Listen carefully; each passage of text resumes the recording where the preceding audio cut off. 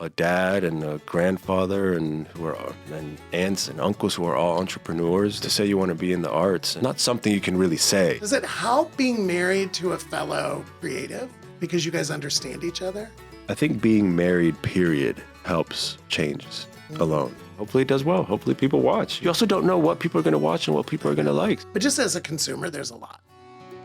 Hi, I'm Jim Fielding. Welcome to Ask for an Answer. Okay, hello, all you kind and beautiful human beings. We are so excited to bring you this next episode, another episode we're recording live in Los Angeles. The episodes are going to come out in spring of 26, but we're recording in December, which I've said on earlier sessions. I'm thrilled because this one's a very personal episode. And I didn't realize this person, it's his first ever podcast. So be kind to him, listeners. No, I'm kidding. Welcome, Jerry Celasco, who is a personal friend, but also someone I admire greatly. So he's perfect for this podcast. I'm thrilled that you're here. I'm excited to be here. I'm nervous. Are you? I'm nervous. Are you really excited? I'm You're nervous and nervous? I'm coming off a cold. And but you mean a lot to me, and I'm happy that you invited me. That's I'm thrilled to be here. The fact that you said yes means everything. First of all, you just got married recently. I Can did. we talk about that? We can talk about getting married. Because Yeah. I was invited to your wedding and I Yes. couldn't make your wedding. I know. And but I you were was there so in disappointed. spirit. You were there. And I wanted to celebrate you and Joe and the whole thing and see the Yeah. friends. And I'm just It bummed was out that Jen and I fun. couldn't make it out. It was fun. But we're going to dinner this week. I'll show you pictures. Amazing. Yeah, we just got the gallery back. It's quite Ooh. good. It was fun. We missed you, but we understood. It was a haul. And with your guys' lives, which we'll get into, with your family's lives, you have very busy lives. So it's fine, but we did miss you. It's a traveling circus. But you're good at it. I'm proud of you because you're good it takes at a lot it. of work. It takes a lot of work. And now that we have a child, it's even more work. And, but we try and make the best out of it and we try and stay together if we can. And unfortunately, Do you have like that Hollywood couple rule of how long you're allowed to be apart that I always read about in People magazine? Listen, I don't know if it's a rule. I think it's Uh-huh. more of like an understanding or something that we, I don't want to be away from my wife and my wife doesn't want to be away from me. And if we can try to avoid that and be together, we try and do that. We try and make it work. It's easier. Sometimes it's harder for me because I'm somebody that's really, I like to have a schedule and I really like to kind of have my things and I'm very organized in certain ways. So for me to just pick up and go is Spontaneity, is pretty yeah. tough. Yeah. And I like to cook at home. I watch what I eat. So like for me to not have my things is tough. But we got to do what we got to do. No, you guys have been making it work for a while. Well, you both have very active, busy careers and you're respectful of that. So that makes sense. All right. I'm going to tell how we met because it's a good story. I want to hear it. Because it was 2016, which is crazy that we're sitting here going into 2026. And I went 2016, really? 2016. Oh, wow. I know this because of our friend Olivia, who I'm seeing tomorrow. But I went to Tucson, Arizona to a Mind, Body, Green retreat by myself. And it was, I don't know, there was like 100-ish people there. And the way that I can describe it to our viewers and listeners is the first event was like walking into a lunchroom, which to me, I've told people this story before. It was kind of like walking into lunchroom the first time you went to school and you didn't know a soul. And I did not know anybody. And that's intimidating in any environment. But when you walk into a health and wellness retreat, and there was a ton of people from LA, like a ton of yoga people and health practitioners and wellness practitioners, and I didn't know where I was supposed to sit. There was like a buffet and I was like, oh, where is it going to sit? And all of a sudden, this very handsome man, you stood up and you saw that I was struggling. I totally remember this. And you came across the room and I thought, okay, this is one of the most handsome people I've ever seen in my life, but what is he coming to do? What is he coming to say to me? And you literally said to me, you look lost. Do you want to sit with us? Like, and that changed everything. That changed the entire 3-day experience. And then from there, like we shared stories. Thank God I did that, by the way, because like I saved you in that moment, but I gained one of the most incredible people in my life. Well, I think of like everything we've shared now over these years, and we can talk about it. But I mean, you've been there for the good times and the bad times. Same, you have too. Yeah, no, I mean, I'm like, oh my God, we'll talk about my divorce. But I just think, oh my God. And here we are today. That's why you had to do the podcast with me. Like, even if it's just time for us to spend time together. But all right, so I'm going to ask you story. I want to share your story because I love your story, but I'm going to ask you in pieces. Yeah, let's go. So tell me, okay, where were you born? Like, tell me the origin story. Well, I was born in Miami, Miami, Florida. And my parents had left El Salvador during the Civil War, which were from 79 to 91. I was born in 82. And then when the peace was signed in 91, it was kind of a perfect storm of different things. It was around the time my parents were getting divorced, and Hurricane Andrew hits Miami, and the peace is signed in El Salvador. So it was kind of like a whole combination of things. And that's when we ultimately decided to move all back home to El Salvador. So I was in 4th grade when I moved back, and did finish my elementary school, middle school, and high school there, and had some of the greatest years of my life there. Growing up in El Salvador, it's a very different country then than it is today. We're talking night and day to what it was post-war to what we have there today, and it was difficult. It was difficult growing up there. As beautiful as a country as it is, and as amazing experiences I got to have with my friends and family, it was tough. It was tough because there was a lot of political violence. There was a lot of gang violence, and there's a lot of things that I couldn't do as a kid. Like I never rode a bicycle. I never. I can ride a bicycle. I never got to ride a bicycle on the street in El Salvador. You didn't have a lot of freedom, right? There was no freedom in that way. And there's so much of growing up there that was also really difficult, being somebody that was just different, and in the sense of like what I liked and what I aspired to be, I guess wasn't generally accepted, which is, after reading your book, there's so many things that I relate to in a very different way, but you were different. You were other. Yeah, I was for sure other, and for sure bullied quite a bit, and and that part of it was really hard. I think it was not common for somebody like were me. you viewed as American because you were born in America, or did they view you as a son of El Salvador? No, I think I was always viewed as even though I was American. I mean, I went to an American school, so there was a lot of American citizens that were similar to me, were born in the U.S., but from Salvadoran parents that were working in the U.S. I would always spend my summers there anyway. It's not like I lived in Miami. Yeah, that's true. And because there was a war, I never went. Like, I would fly into El Salvador with my family during the war. Like it was the war was just out in the mountains, in the fields. So,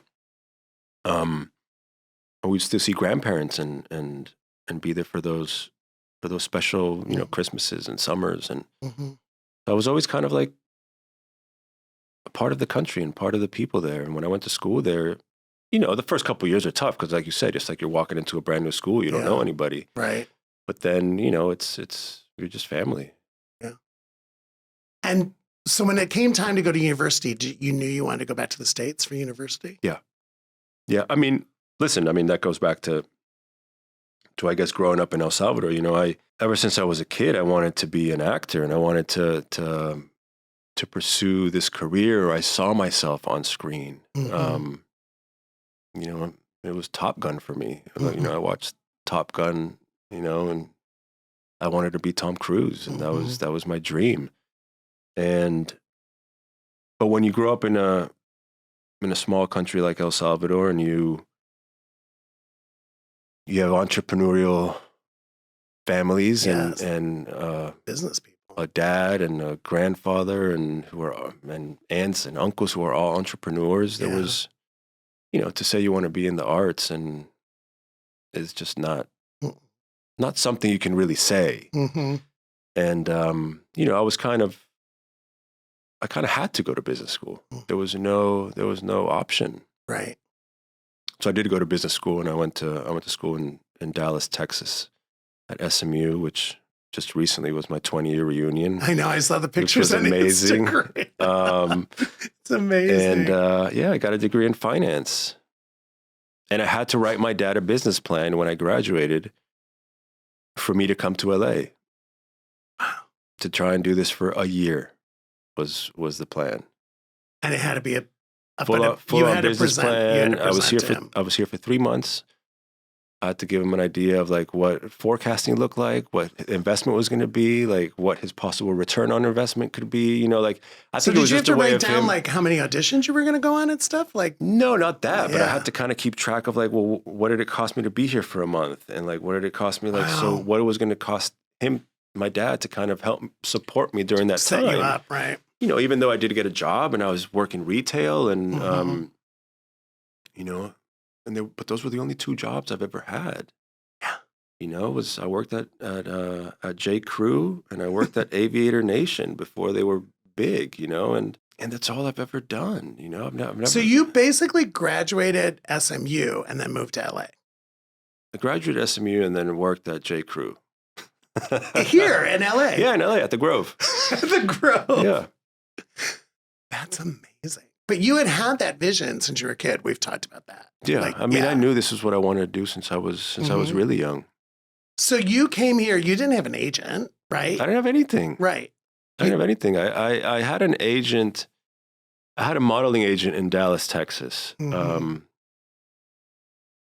I'm going to spare his name. So I'm not going to give him any credit for sending me out here. Yeah. But he told me, he was like, I think we should send you out to pilot season in LA. And he kind of really motivated me. And he was like, I think, and I credit him to kind of like steering me this way. Because, I didn't know what pilot season was. I didn't know any of this stuff. But he was all bullshit. He didn't have the connections. Yeah. And I literally packed my bags. I booked a one-way trip. I did everything. And when I got here, he never answered my call. Oh my God.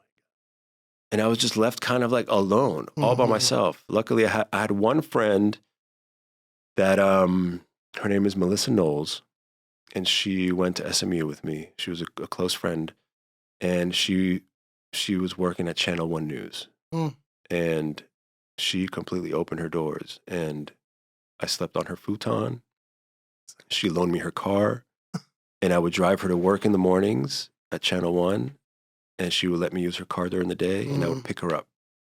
And then at times when I was able to start doing acting classes and things like that, and kind of just start figuring this out on my own, because I didn't have any connection. Because you hadn't done any acting classes. Zero. I've never taken an acting class before I came to LA. Yeah. But you which is one of the biggest, which is one of the biggest kind of like mind fucks for me is to be here and to get an opportunity to work kind of early on after moving to LA and never having any experience whatsoever, never ever taken a drama class, never been gone to school. And then you're working like, when I did the soap opera, I worked with like some incredible actors that had been doing it for so long, from, Juliet Mills, you know what I mean? Like, and like, that was my school, was going to work every day, working with these incredible people and shooting an episode of daytime every day. And how long did you do that? I did that for 2.5 years. Yeah. That was the first, right? That was first. That was the first thing I ever had to do. Yeah. And I think I got cast in that not because I was a good actor, but because I had a good body. Yeah. What it takes? I had to take my shirt off in the audition. You did? Yeah. Oh my God. Did you have your shirt off a lot in that show? I need to go back. Wait, what was it called? I don't remember it. It was called Passions. Passions. That's it. I was like, wait a minute. You never took your shirt off in that show? No, I did. Oh, I was going to say. Yeah. I'm like, They would I'm make gonna me. have to go back They would have us take our. And I can't say me, It but was everybody, soap all the opera, men on right? that Yeah, show. yeah. Everybody's so handsome in daytime. Everybody's so beautiful, and they would find a reason to make people just take the shirts off. Didn't matter what. So you did that for 2.5 years. And then what was next? Like, what made you leave that to go? There was a writer's strike in 2000 and 2008. Was it 2008? I can't remember. So it was a writer's strike that happened. And that so everything shut down. So everything kind of shut down. And it also, I think it was at that time, I think maybe NBC canceled the show, and then it was bought and picked up by DirecTV. But therefore my contract was kind of up. So I kind of had the opportunity to either re-sign and go back or kind of like leave. And I kind of just felt like I had learned what I needed to learn on there. And it was time to kind of try something else or dip my feet somewhere else. And I didn't know how long the strike was going to go. And, I think it was the right decision. I mean, obviously looking back, but it was tough. It was tough because I didn't get work for a long time. But did you have an agent at that point then? I did have an agent. Right. I did have an agent. Yeah. An agent that was actually working for you? Yeah. I had a great agent and a manager at the time. And then, you kind of, as you grow in your career, you kind of have to make certain changes. And, but it was tough. But at the time during the strike, nobody's working. But what was the conversation with your dad then? Like, because were you, like, you had fulfilled the business plan basically. Yeah. So this was it now. You were going to be an actor. Was there any pressure to come back and join anything entrepreneurial, the family business or anything? I mean, there was, of course, there was, not spoken pressure, but there was, you just feel, Implied, you just feel the pressure. Yeah. Like, I think my grandfather really would have loved for me to come and work with him. And, I was one of the older grandkids from the family. And I mean, I think I just had different, I was an entrepreneur in my own way is the way I saw it. And I wish he could have seen it that way. But you never, did you have a moment where you ever thought you were done and you were going back? I don't feel like that since I've known you. Yes. You did? I had that moment last week. No. You know what I mean? Yes. That moment never goes away, Jim. That moment never goes away. It's the hardest part about your business. I would love for it to go away, but I don't know if it's because I'm a Latin man and I'm 43 years old. And now you're a husband with a wife and kid Yeah. that I just feel like I'm good. Like it's hard to go 6 months without work. It's hard to go 7 months without work or a year without work. You know what I mean? Like there's been some really, really, really dark moments that I've gone through, which are, it's just awful. It's an awful way to live as an adult. Yeah. It's hard to be your friend. Like, that. Like, not hard to be your friend. It's hard to watch. Like, it's hard when you care so much about someone who you think is talented and listen, and is handsome and all that kind of stuff. But you think, why? Like, why is he not landing? Like, it's hard because, and it's also, even in all the places I worked, I was always trying to figure out, is there a way I can help? And there was nothing I could do, right? Yeah. Because I wasn't ever in that part. Like, I was in, quote, Hollywood, but I was in consumer products. I wasn't in the part. I knew casting people, but I wasn't in that. You knew Bob Iger. It's not like you could call Bob Iger. I know, you know but I mean? I was like, that's what I mean. Like, I knew people, but I couldn't call and say, hey, cast him. But to watch you work so hard and then get so close so many times. I mean, I think that's what's fun. It is fun having a friend that acts because then I get to watch you, in shows and stuff. Like when you did land something. But I was like, well, you get to live and you get to see the home run from time to time. Yeah, which you don't get a home run every time, right? But does that adrenaline carry you for a while? Like when you hit one like that? I think it does, but does it help being married to a fellow creative because you guys understand each other? I think being married, period, helps. Changes alone. At least personally, I don't want to do my life alone. And you never did. And I've met somebody who is the most incredible woman I've ever met. Yeah. She's the most incredible mother. She's the hardest working person I know. I was gonna say. She's the most talented person I know. Yeah. And she inspires me in so many ways. Mm-hmm. I hope I can inspire her You do. an eighth of what she can inspire me. But at the same time, even with her connections and even with the people she knows, and even with the projects she's directing and all this, like she can't help me out either. And she knows a lot of people and she's directing really amazing things. And she's done amazing things. And I've never been able to, Well, work with her. She's fascinating to me because she's been successful on camera and behind the camera now, made the move to, directing and writing and all that kind of stuff. And, but yeah, I know she can. She does I love her because she's from the Midwest. You know that, she's got that Midwestern work ethic. I love that because she does work so hard. It's incredible. And when you met her, you changed. I remember watching you change in a good way. You calmed it. She's very calming for you. Yeah. And very supportive of you. And, but I remember that period really because we were friends when you guys met. So, I remember thinking, wow, this is it. It's going to work. Right. And I was honestly, as your friend, I was nervous because I was like, oh God, it's another person from the industry. Right. Yeah, I don't know. And then I had, if I had recently, come out of another relationship that was, industry too. And it was a beautiful relationship and those things run their course and then you meet somebody like this and you kind of saw me fresh out of a breakup, you know what I mean? And I remember sharing with you when I had met Jen and and I think we were both in a similar kind of just we were both in transition. Yeah. In a transition period and we kind of both helped each other out during that time. And it's so funny. I was thinking today of when I went to your house and I was like, we watched Crazy Rich Asians. We did. And you had seen it. It was like, I don't know, you had seen it 3 times or already. I still was watching. And you were like, you haven't seen it? You have to watch it. And then we watched Crazy Rich Asians. Which, by the way, on planes, I still watch. I really? have a problem. I can watch things over and over again. But I think this is one of the things I love the best about our friendship because for our viewers and our listeners, you were there when I was going through my divorce. And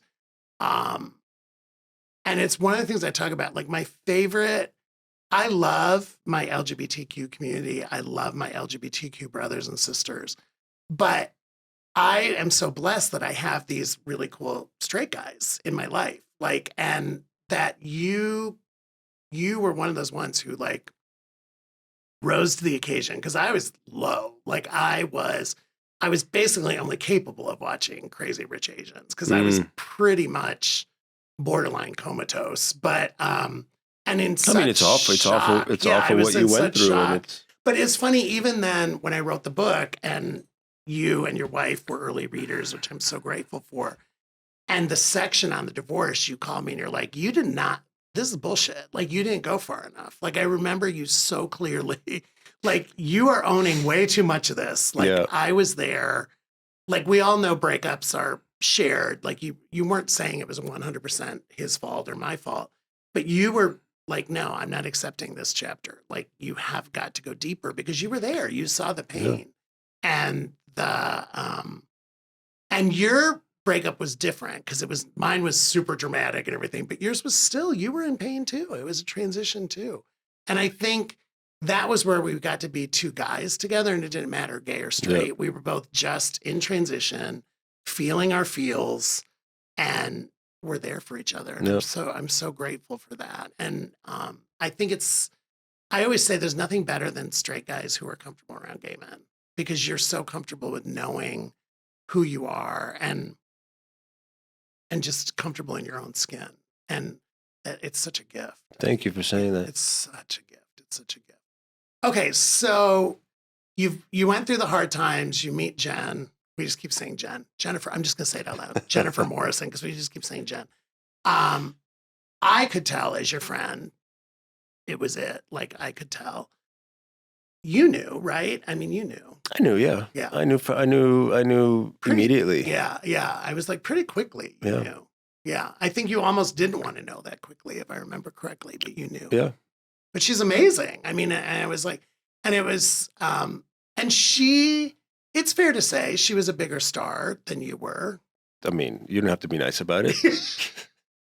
But I love you. She's a much bigger star. She's much more famous than you are.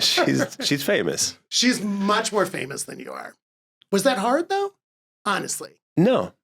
You were fine with that. That's honestly never been, it's something that I've never really, I'm really confident in myself. You are. Around powerful people. Or important people or successful people. Like that's never been something that I've struggled with. Yeah, because you know yourself. Yeah, I know myself, and I'm confident in what I can offer is something that nobody else can offer. Right. You know what I mean? Whatever that may be.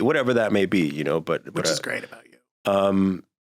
But there's other things that of course I struggle with. That has nothing to do with my relationship. I think it just has everything to do with being a man in my age and somebody that deals with mental health stuff and depression and I have all these things that I deal with and have to work on. Being in your 40s now, it's like that's a whole different thing. And I I'm so grateful that I have Jen and in my life. Tell me about becoming a dad, because I was there for that too, and watching that change. You always wanted to be a dad. I always wanted to be a dad. When I first met you, you always wanted to be a dad. I knew since I was really young that I wanted to be a dad. Yeah. And it's been the greatest gift that I've ever been given. It's made me love my wife more. It's made me love my life more. I love being a dad, and I think I'm a great dad. You are. And I think it's the greatest decision I've ever made, and I found the greatest person to do that life with. Oh God, makes me warm all over. All right, so let's talk about. But you kind of feel that way, even though you don't have kids of your own. Like I've heard you talk about your nieces and the love you feel for them, and like. No, I'm so grateful. I mean, another amazing straight man in my life is my brother-in-law, right? And I'm so grateful. I mean, my God, he and my sister have been together, oh my gosh, over 30 years now. And he knew, I was always a litmus test when she was dating. And I remember when she came home, I had moved. We were living in Chicago together for a while as adults. And then I had moved. And she said, I think I met the man I was going to marry. And it was after I had left. And I was like, what? I didn't really get to vet him and everything. And when she started telling me about him, I remember she said she'd met him at a Thanksgiving dinner, like a Friendsgiving thing. And she's like, he plays on a gay softball team. And I was like, what? Why is it wait, you met the guy you're going to marry, he plays on a gay softball team. And she's like, he plays on a gay softball team because his best friends are gay. And I was like, okay, this guy, he litmus test, he passes, right? And then when I met him, another very comfortable straight man. But he knew the minute they birthed that there was going to be 3 parents. Wow, that's amazing. But he was so cool about it. But I honestly think I'm living the role I'm meant to live. I don't think I was meant to be a parent. I think I'm meant to be an uncle, a gay uncle, a gunkle. And they let me, especially with those 2 girls, I got to take them to Europe. I got to buy, I got to spoil them and indulge them. I mean, listen, I don't know any uncle who loves their nieces the way you love your nieces. I mean, because they amaze me. And I think the other thing is did you force them to go to Indiana? No. The only one went. The first one went to the University of Arizona. But when she went, I was thrilled. When the second one went, I was thrilled. But no, that one, by the way, Samantha, I can't force her to do anything. I love her to death, but she's too smart for all of us. So.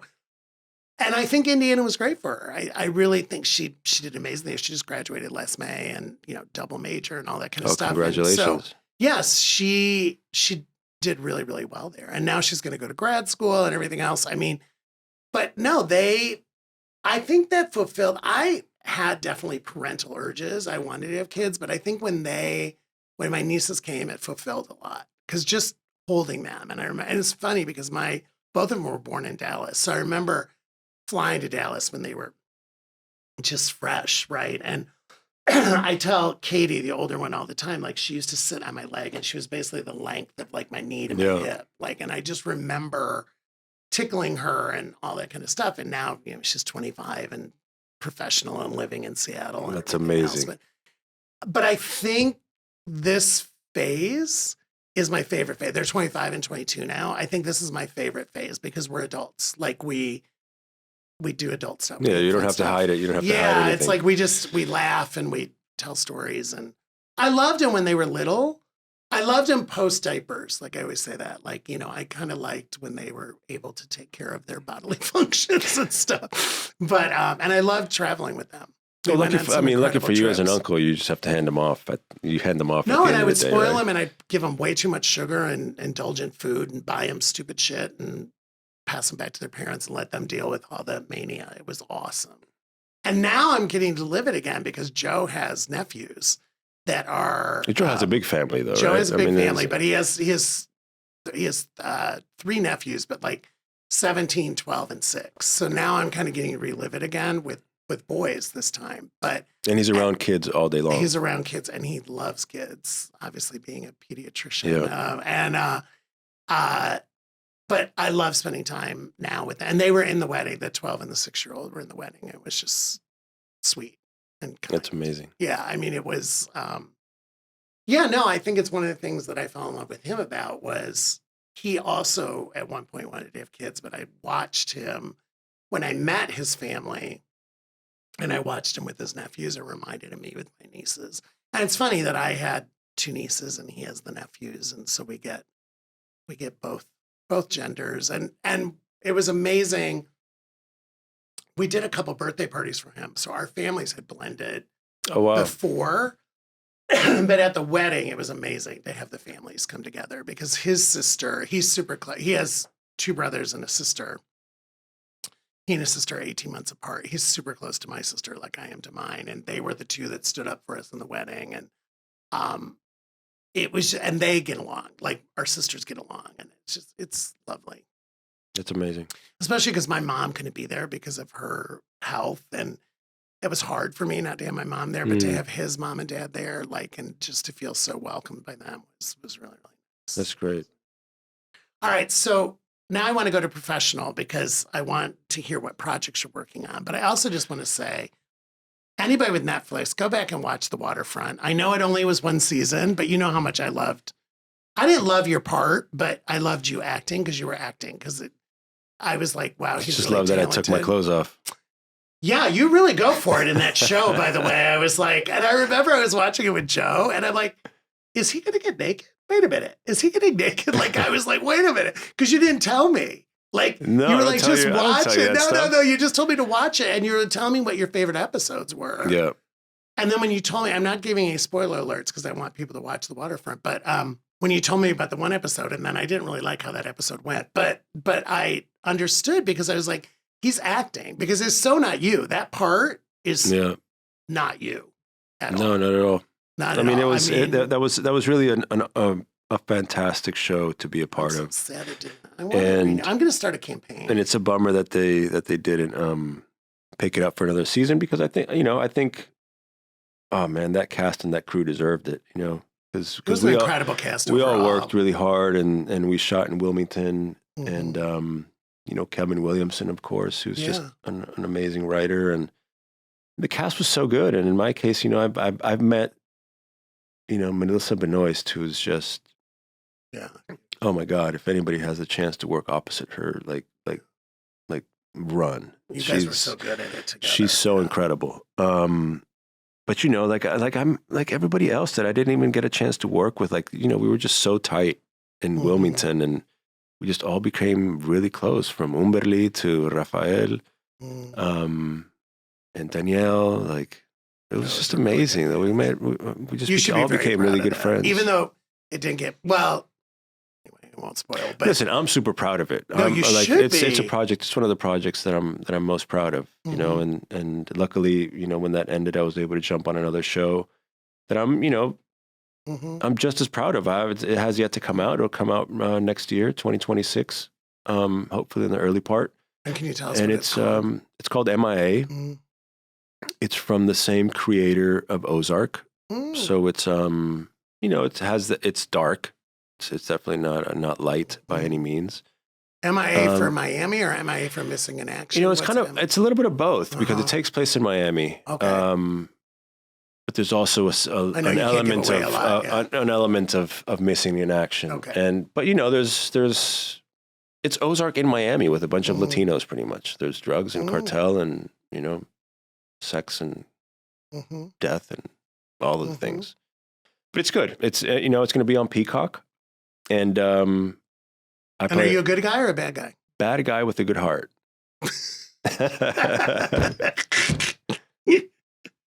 I love that. Well, I don't know. You never, but I remember you did not want to be stereotyped as the Latino actor. You did not want to be a bad guy. And I've been, I think I've navigated that really well. You have. But you asked me if he's a good guy and a bad guy, and I just laughed because I remember telling somebody no, he's good, and they'd be like, but he kills people, and I'm like, but. Yeah, I guess he's bad, but it's good for you as an actor. Here's the thing, though, is he's not a bad guy to me. Okay. As an actor playing him, because I don't see him as a bad guy.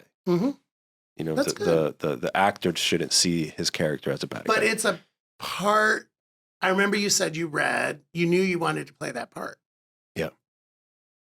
You knew from the script. I knew from the script I wanted to do it. It was there were certain elements about the role, getting cast in anything is a miracle. Yeah. And I read for 2 different characters on this show, and ultimately I ended up getting the one that was meant to be for me, and I had so much fun playing him, and I had so much fun with the cast. The cast we got and the people I work with, is, Alberto Guerra, who's an incredible actor that's from Mexico. Maurice Comte, who plays my older brother. That was my core storyline. And those are, Sonia Braga plays my mom, who's just legendary. Yeah, legendary, and Eddie Olmos plays my dad. It's just really. Okay, we can't wait. Really amazing. So yeah, hopefully it does well. Hopefully people watch. You never know. You also don't know what people are going to watch and what people are going to like. There's a lot. As a consumer, I was in the industry. Not that part of the industry, but just as a consumer, there's a lot. There's a lot more now than when you were. I know. And people will say, "Have you seen it?" I'm like, "What?" Things I've not even heard of. And I always feel like I'm behind. It doesn't go I truly know how lucky I have been and how blessed I am to be working during this time, because a lot of people are not working. A lot of people are struggling. A lot of people here locally in LA, can't get work, and we got crews that are suffering and actors that are suffering, and it's really sad. And luckily, and a knock on wood, that I've been one of the fortunate ones, And that even goes back to what you said earlier, is it's hard to be your friend because you're seeing. It's hard to watch. It's hard to watch. And I think of and listen, the truth is God, man, there's people that are far more talented than me that aren't working. No, it's hard. And that don't ever make it. You know what I mean? There's so many people that just don't get, it's one of those things that there's no way. There's no blueprint to make it in this industry. So what happens? I think I know, but what happens to your life? So now MIA is shot and in the can. We're just waiting for it to come out, right? Yeah. And then if it does well, it could be a second season. Yeah. Kind of. And hopefully it does, and that means I have, job security for a little bit. Right. But at this point, in the meantime, you're still auditioning for other stuff because you don't know. But there's just not much to audition for right now. There's not a lot of work out there. So, I'm enjoying my time as husband and dad right now. But that's good because you have that and you're comfortable with that. Yeah. I feel like I'm my best self and happiest when I am on a set and when I am working, when I do feel busy, and when I can kind of play in that space, which is what really lights me up. You know, being a dad and being a husband and doing all those things are amazing, and I feel very fortunate. But like, but what, you know, a passion is a passion, you know, and to get to do it and live it and succeed at it is. And you've been on it for over 20 years now. Yeah, since 2005. Yeah. So you literally just 20. And you're successful at it. I mean, you are. I mean, to your point, you're a successful paid actor. Yeah. And a lot of people are not. I mean, yeah. I mean, yes, and you know, this is where it gets complicated, Jim. This is where like my head, you know, our heads just get kind of like in the way, because like there's so many moments where like, you know, I'm happy to be working but I'm so unhappy that I'm not where I thought I would be. Mm-hmm. You have very high standards on you yourself, know, and I do have very high standards on myself, and there's something you said in your book, and I'm gonna throw it back to you now. Okay. And I'm gonna paraphrase it. I'm gonna butcher it, so I apologize. But you will correct me. No, that's fine. And it's something about controlling the controllable, or leave space for the possible. Control the controllable, but leave space for the possible. And that's what I really struggle with that. Mm-hmm. Well, it's funny because, you know, if I'm honest, it's the hardest thing about the way that I'm living now, right? Because I was 35 plus year. I'm a scheduler, you know that. I'm a planner, and I was 35 plus year corporate, where I basically knew it wasn't even a Monday through Friday. All the jobs I had were like a 7-day-a-week job reality. And I pretty much knew like my travel schedule and where I was going to be in the world, and when I was going to be at this trade show and when I was going to be at that trade show. And I think the hardest thing about being whatever I am now, an entrepreneur, solopreneur, artist, author, podcast host, whatever, is you do everything now. It's not predictable though. It's completely not predictable. And it's the hardest thing for me. And I have moments of real doubt of like, am I doing the right thing? Should I be going back and doing another corporate job? It's amazing for me to have a quote successful spouse. I mean, Jared, for the first time, I'm on somebody else's benefits. Like, think about that. Like, that was a real moment for me. Like when I left Archer Gray and was without benefits, which I think in this current healthcare situation we're in the world, the fact that so you're under his healthcare? I'm on his healthcare. Wow. Yeah, because that's, well, I mean, thank God we got married. How does that make you feel? I mean, it was really interesting. I'll tell you, it's so funny because for the first time in my life, and a lot of our listeners and viewers will remember, I got my healthcare card and I was line number 2 where it says dependent.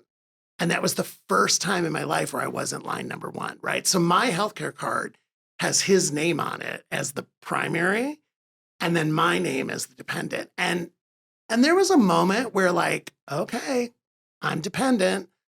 But then I was also super grateful because his benefits allow me to not worry about prescriptions and when I had my knee surgery and all that kind of stuff. And I'm at a point in my life where I'm good being quote the number 2. Like I really, listen, I married a younger man who's having a very successful career. I'm happy playing supportive spouse on that too. But my dark moments are like when all of a sudden I don't have any coaching clients, or I'm in between advising gigs, kind of like you. And I'm like waking up in the morning and I'm like, oh gosh, I guess I should be writing more in the book. I'm like, I have to fill my time. Like this isn't feeling right. Because the thing that I hate the most is when I bump into somebody or somebody pings me on social media and says, how's retirement? And it makes my hair. Oh yeah. Because you're the last thing you are is retired. I'm like, I do not want to be retired. I'm not retired. I'm working differently. And you also don't want people to think you're retired. 100%. And what I realized, I think the hardest thing for me, you and I have talked about this, is so much of my identity was like Jim Disney, Jim DreamWorks, Jim Fox, right? And I had to be comfortable with just being Jim. What about Claire's? No Claire's? Claire's, yeah. Jim Claire's, Jim Gap. I mean, that was what, I mean, people would take my resume and like they would associate me with those jobs that I had. Yeah. And I had to really deal with who is Jim, right? Like just Jim, just pure Jim. Okay, writer, podcast host, all that kind of stuff. But it's like more, this is me. But what I have to do is like my morning mantra is you're just fine the way you are and you're right where you're supposed to be. Like I have to remind myself of that because I'll get a call from a recruiter or I'll get a call about a project and I'll think, oh yeah, like I should do that. Like I should go back to corporate. I have one more in me, but I have those doubts all the time. And you should call me every time you get one of those recruiter I know, calls. I'm going to call you. Only because I want to hear what you're getting offered and what you're turning down, just to tell you like. I will. We'll talk about that at dinner. I have and Joe and I have had really honest conversations because again, being the supportive spouse, he gets recruiting calls and we've had very honest conversations about like the cities we would move to because I'm not going to move anywhere. Yeah. Like I'm 60 years old now. I'm not just going to pick up and move. But we've had very mature conversations about if you get an offer in this city or that city, like I would be open to it because I want him to have, he's at his point now. You're right. I mean, it's interesting that what you mentioned about the mantra, which is so beautiful. And that takes me to another thing of your book. Yeah. And it's something that I also really like think about a lot and struggle with a lot. And it's something my therapist tells me a lot. And it's the don't dim your light. Yes. And how do you do that? Because you just mentioned something that to me, it's like, I have people that still come up to me and are like I just had my 20-year reunion and I have people that still go like, are you still in Los Angeles? Are you still pursuing the acting thing? Yeah. You know what I mean? Like that fucking makes my head want to fucking explode because I've been working my butt off to have the little success that I have, No, I know. And people are and they put us in boxes and they're so judgmental. No, I mean, that chapter, don't let anyone dim your light. That was the hardest chapter to write. It was the hardest chapter to read when I did the audiobook. I get asked most questions about that because that's also like the leaving Disney chapter. So a lot of people want to talk about that. I have to talk to myself. I have to journal. I have to I go to my therapist, right? It's that self-doubt. And for me, and I think it's interesting what you talked about younger feeling othered is it goes back to so much of like childhood trauma for me and not knowing that I was a little gay kid and not wanting to be the little gay kid and always feeling like I wasn't measuring up, always feeling like I was less than other people. And so I think it's a lot of it. You also hid that part of yourself for so long. And lived the double life. I mean, I didn't really come out till I was 25, 26. So, but. What do you think you were protecting from, I was going to say little Jim, but not so little Jim if you're 25. But what part of yourself were you protecting? And do you think looking back now as an adult, was it worth protecting that part of yourself? I mean, that answer is definitely no. Like I wish I was strong enough to come out earlier. I wish I was strong enough to own my story and my authenticity earlier. I was protecting, again, with our age difference, coming out in the 80s in the height of AIDS was not only were you gay, everybody just assumed you were HIV positive or had AIDS. Like it was like gay equals HIV equals AIDS equals death. And I had been socialized and brainwashed that people, quote, like me, gay people couldn't be successful. And we talk a lot about representation. I mean, you've talked a lot about representation, but we didn't have the role model. Like we didn't. And so when we saw gay portrayed in film or television or local television or talk shows, it was usually like a misery story. It was usually somebody that was sick or somebody that had been kicked out of their house or somebody that had lost their family. And so in my mind, I think it's the very Midwestern, I was like, I can't be successful if I'm gay. Like, I'm not going to have a happy life if I'm gay. Like, that's the way I've been socialized. And so that's what I've been reprogramming forever. And so it's funny to hear you say that because you've been one of the most successful people at what you do as an openly gay man. Yeah, for sure. And that's why I wrote the book and that's why I do what I do. But what I do, the same thing you do, like when you talk about your mental health challenges and therapy and stuff, the reason I do it is because I want younger people to know I struggled the entire time. Like, it was not the land of milk and honey. Like, working those 12 years at Disney was amazing, but it was the hardest thing I ever had to do. And I was basically bullied in corporate, and I basically was marginalized at different times. And I want people to know, because a lot of people just look at like your LinkedIn resume and they're like, Yeah. oh, wow, this, such a wonderful life. And I'm grateful for everything I had, what you said earlier. And it afforded me the opportunity to do what I'm doing now. But I wish I had been stronger at many points in my life to stand up to the bullies, to stand up to the systemic things that I was up against, because I was a pleaser. Yeah. I think I was a pleaser from a young age in my family. I think having an alcoholic mother, I was a caretaker and a pleaser for a long time. I think it's why my first marriage fell apart, was because it was codependent. We were codependent, and I was trying to take care of him, but I wasn't taking care of myself. And like when I decided to get in another relationship, I said, I will never be codependent again. Like, I will be interdependent. And when people ask me, why are Joe and I successful now? I say, because he wants to be with me and I want to be with him. We don't need each other. And some people kind of raise an eyebrow and say, what do you mean you don't need each other? I'm like, we don't need each other. Yeah. We want each other. We enjoy each other's company.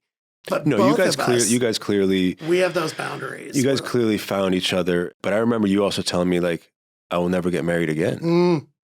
You were like, I'm I was not never getting married again. Oh, he knows. So the fact that it came full circle. The fact that it did come full circle, and when you did tell me you were engaged and getting married, I was like, one, shocked, because I didn't think you would ever want to go down this road again, and two, also just incredibly just joyful and happy, because like you just said, you want to be together. We want to you be don't together. need each other. And I didn't. And ultimately, Jer, honestly, the decision was, I loved everything the way it was. I really did. Like, we were happy and everything else. I didn't want to not give him the opportunity to be married because of my baggage, right? Yeah. And the first couple of years of the relationship, because of my past and my traumas, I was waiting for the other shoe to fall. I'm like, at some point, like Dr. Jekyll and Mr. Hyde, like something bad's coming. Like, I was so... Yeah, he was also much younger. Yeah, he was younger. He was Black. I mean, like, we were in an interracial relationship. He was younger. We had a lot in common, but on the surface, like, I was very aware of being older than he was and what that meant. Like, I never wanted to be a burden or anything like that. And, but then the other shoe never fell. Like, it just kept getting better, right? Yeah. And we would travel, and we'd have these incredible travels, and we would like the same things. And people would meet us and be like, I didn't really know there was an age difference. And it wasn't, I mean, I obviously look older than he does, but he doesn't seem his age. Energy, right. Yeah. Energy wise, they didn't feel it. And so, and then the weekend of like the actual wedding, like it couldn't have gone better. Like, it literally was, and it was everything we said we wanted it to be. I said, I want it to be a party. I want it to be a celebration of family. I want it to be a celebration of chosen family. I want it to be friends. I just want it to be light. I want it to be easy. Like I said, I just don't want anything fussy. Chosen family is such another big... Yeah, that was a huge... And your book is amazing. Your book is amazing. There's so many things that I mean... No, I mean, chosen family was another learning for me of... And I'm blessed with my sister and my mother, and my dad and I were good at the end of his life. But, I mean, chosen family, I wouldn't be alive, literally would not be alive if it wasn't for chosen family. And that's what was so amazing about the wedding, is because chosen family was there. And natural family was there too, my nieces and... Don't you think it's hard? Don't you think it's hard as you get older, and I guess, lose friendships? Mm-hmm. Because some friendships just disappear. Yeah, they just over time. God, it's tough to make friends as an adult. It is. And it's also tough to be vulnerable in that way, when like you can just like, because I've openly told people that I've met and kind of had a great connection with that like they've asked me, like, what are you like looking for? Like, what do you want? What do you want? Like not in like I want something from this person, but like, I was like, man, honestly, like Yeah. I want friends. Yeah. I Like think it's I'm much, dying, it doesn't get, by the way, it doesn't get easier from here because I'm 17 years older than you are. But I think what starts to happen to you as you age is you start to be about quality and not quantity. And you work harder. I work harder at maintaining my relationships now. And it was hard moving. Like, I loved moving to Atlanta. I I was glad that I had some friends there that were my friends that weren't Joe's friends because that was where I was worried about the codependent thing again because I was like, oh my God, I'm moving to his city. Like, and I'm so blessed because his friends have been so warm and Yeah. welcoming. And we've made new friends as a couple and his friend, like he's met my friends and that whole thing. But um, it's hard to be vulnerable and it's hard and I learned, and especially moving in COVID, that was hard because there wasn't a lot of stuff going on in Atlanta. Yeah. But I put myself out there. Like I've joined groups and I've, volunteered in the community and done charity work and stuff so that I could have friends that were my Yeah. friends that weren't necessarily Joe's and Jim's friends. But it's not easy. No. But I think it's honestly about quality and not quantity. And I'm also at the point now, you and I have talked about this, like one of the benefits of aging is the wisdom that comes with it. It's such a cliche, 100%. Yeah, but yeah. I just have such a high bullshit meter now, and I have such a high fakeness meter that I won't make an effort. I think I've always had that. You've always had it, but Like, I won't make an effort. Like if I try and it doesn't happen, I'm not going to kill myself over it. And that's when I'll that's when I'll text you or I'll pick up the phone and call one of my friends from college or whatever, where it's like, if I try and it just doesn't go, I think in the old gym, I probably it would have hurt my self-esteem and my confidence. And this gym. Yeah. No, like I said, I just went to my 20-year reunion and you spend time with these guys that, guys and girls that you were friends with in college and like, just makes you really makes you, like it's people I don't see that often anymore. And it's well, those are my ride or die. God, I think I really miss those guys. Wedding, there was people that I've known 42 years that I met when I was 18 years old at college. Like, and that's really when you know who the solid ones are. You really do know. I think those college friendships are so crucial. But they're work. They're work. And, I mean, any relationship is work, right? My fun part now is the one thing about not having kids. I love all you people with kids. But when you have kids, your life changes pretty dramatically. Your priorities change and stuff. The age I'm at now, my college friends will laugh at this.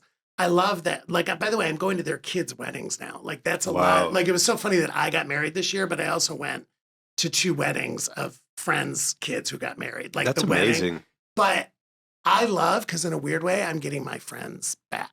Because now that they don't have kids in college or sports or like all that kind of stuff, now I'm traveling again with them, right? Because they're available. They're able, like you said earlier, they're able to be more spontaneous. Like, everything when you have kids revolves around their school schedule and spring break and fall break and summer break and all that kind of stuff. And I get it. It's tough. It's even the way I feel about my sister. I love my nieces. Yeah. I have my sister back now as one of my best friends because she doesn't have her kids at home. Right. No, like it's amazing. Not.